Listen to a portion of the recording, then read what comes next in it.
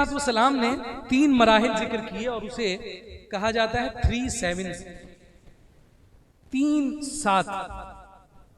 इससे मुराद क्या है? हुजूर का फरमान है अल वलदु सय्यिदुन सबअ सिनीन।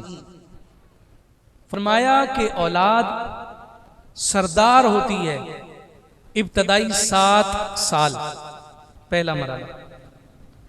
यानी इन 7 सालों में औलाद के साथ ऐसे ही मामला किया जाएगा जिस तरह से बादशाह के साथ मामला किया जाएगा।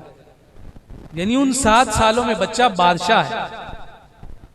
वल वलदु अब्दुन सबअ सिनीन, उन 7 सालों के बाद जो अगले 7 साल हैं, फरमाया अगले 7 सालों में वो बच्चा गुलाम है। और गुलाम से मुराद क्या है?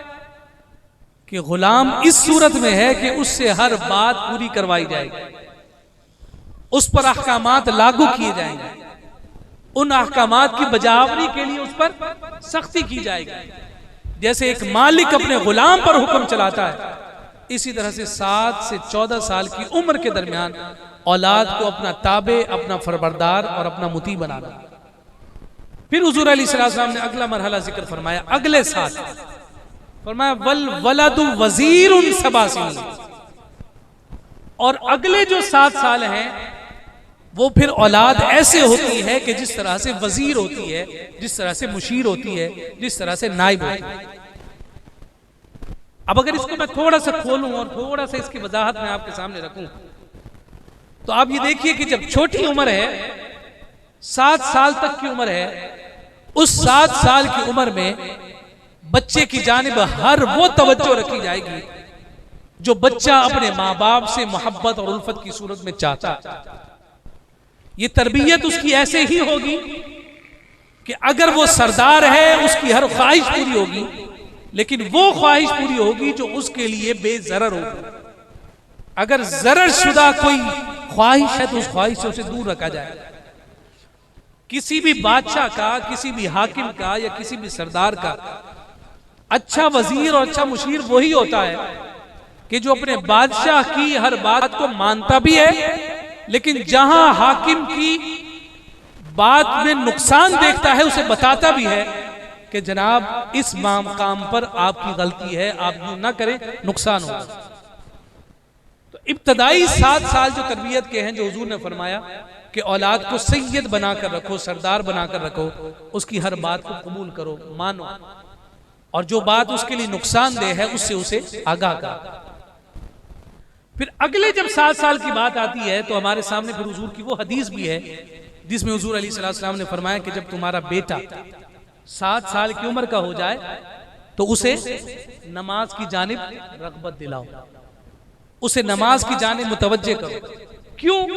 इसलिए कि अब वो उस मरहले में दाखिल हो रहा है कि जहां उसे अब्द बनना है, गुलाम बनना है। और गुलाम का माना होता है कि हुक्म मानने वाला।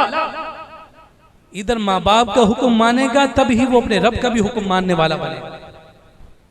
और 7 साल के बाद ही नमाज का हुक्म इसलिए दिया गया कि अगरचे 7 साल की उम्र में उस पर नमाज फर्ज नहीं होती, लेकिन फरमाया कि उसे नमाज की आदत डालो, इसलिए कि जो आज की आदत है वही आदत कल इबादत बनेगी।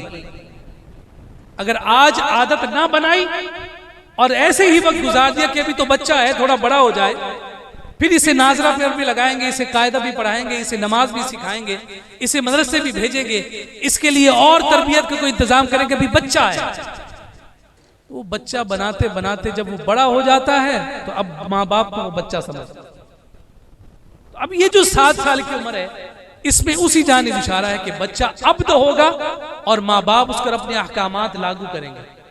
इसीलिए हुजूर ने 10 साल की उम्र में फरमाया कि बच्चे को अब मार कर नमाज पढ़ाओ। अब जब ये 7 साल का अरसा गुजरा कि जिसमें उन्हें आपने अपना ताबे बनाया, उन्हें अपना मुती बनाया, अपना फरमाबरदार बनाया, अपनी बात उनसे आपने पूरी करवाई और अच्छी आदतों के जरिए से उन्हें इबादत की जानिब रग़बत दिलाई, फिर उसका नतीजा फिर ये निकलेगा कि अब वो आदत के साथ साथ इबादत में मशगूल हो चुका। जैसे ही 14 साल की उम्र को पहुंचेगा उसकी तीसरा मरहला शुरू होता है। तीसरा फेज शुरू होता है और उसमें हुजूर अलैहिस्सलाम ने फरमाया कि वल वलदु वज़ीरुन सबा सिनीन। अब जो 7 साल है वो ऐसा है कि जैसा मुशीर है, जैसा वजीर है। ये 14 साल बुलूगत के बाद की टीन एज होती है जिसको आप कहते हैं।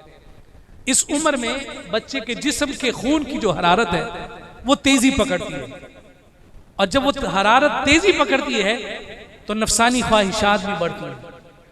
उसे किसी दोस्त की हाजत है, वो चाहता है कि जनाब मैं दुनिया को मुसख्खर करूं, वो चाहता है कि मैं अपनी नफसानी ख्वाहिशात को पूरा करूं, वो ये चाहता है कि मैं जो सोच रहा हूं उस सोच के लिए मुझे कोई मशवरा दे।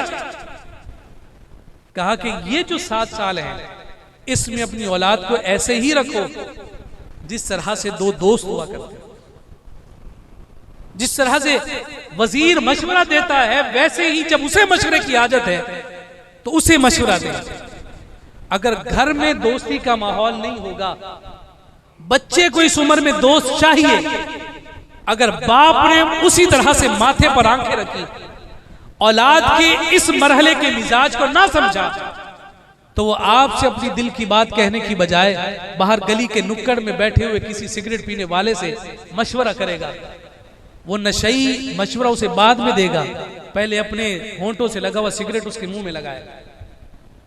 इसलिए कहा कि ये जो तीसरा मरहला ये इंतहाई अहम है कि इसमें माँ बाप को बिल्कुल नरम हो जाना चाहिए, अपनी औलाद से मशवरा करना चाहिए। अगरचे मर्जी आपकी हो लेकिन बच्चे से आप मशवरा करें ताकि वो फ्लेक्सिबल हो और वो ये देखे कि जब बाप मुझे अहमियत देकर मुझसे मशवरा कर रहा है तो फिर वो बेटा भी अपने मामलात में अपने माँ बाप से मशवरा करे, किसी और से मशवरा ना करे। उसे जब घर में दोस्त नहीं मिलेगा तो बाहर वो दोस्त तलाश करेगा। घर का दोस्त उसे फायदा ही फायदा देगा, लेकिन बाहर के दोस्त में गुमान है, फायदा मिल जाए ये भी गुमान है कि नुकसान हो जाए। इसलिए इस तीसरे मरहले में हमें अपनी औलाद के साथ दोस्ती का मामला और रवैया रखना। अब ये 21 साल जो है हम बिल्कुल इसी तरह से बच्चों को उनके हाल पर छोड़ देते हैं। किस मरहले में उनके साथ क्या रवैया रखना था उससे कोई हमें सरोकार नहीं होता। जैसे हमारा मन चाह रहा होता है वैसे ही हम उनके साथ कर रहे होते हैं। जहां सख्ती नहीं करनी होती वहां सख्ती करते हैं, जहां सख्ती करनी होती है वहां पर लाड और प्यार चल रहा होता है। उसका नतीजा निकलता है कि फिर वो इस उम्र में पहुंच जाता है कि जहां उसे इस बात की इत्तला ही नहीं रहती कि बाप की फर्माबरदारी कितनी बड़ी शय है। ये बात